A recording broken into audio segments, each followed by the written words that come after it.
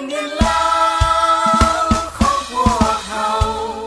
บ่ยอมให้ไผเข้ามาล่วงล้ำทำลาย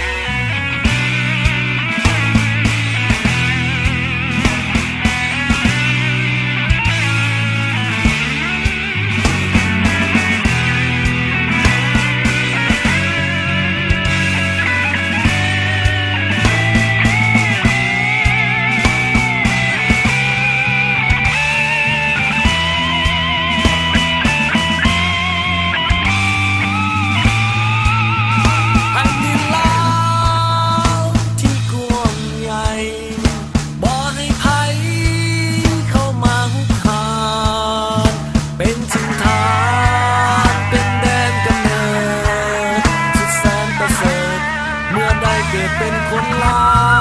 วปาวัดการต่อต้านสิ่งใสเลือดลาวหลั่งไหลมานานหลายปีจนถึงวันนี้มีพักนำพาเขาจึงได้มาดินแผ่นดินของเราประชาชนปฏิวัติลาวมีเรื่องราวเดินทางสว่างสวาย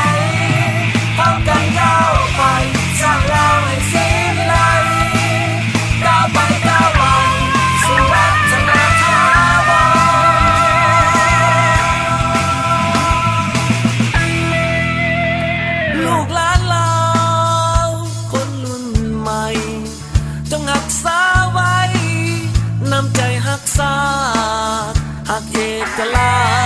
ชหักประชาธิปไตยบ่ยอมให้ใครเข้ามาล่วงล้ำทำลาย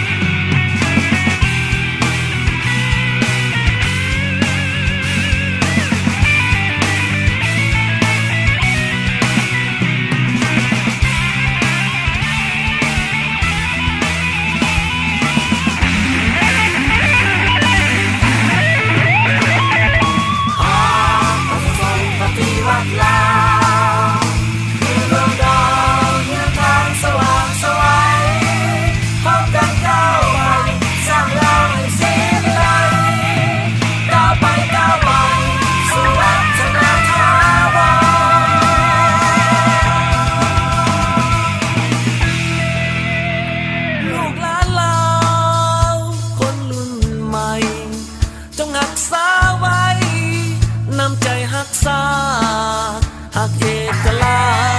ชหักประชาธิปไตยบ่ยอมให้ใครเข้ามาล่วงล้ำทำลายลูกหลานลาวคนรุ่นใหม่จงรักษาไว้น้ำใจหักษาหักเอกรา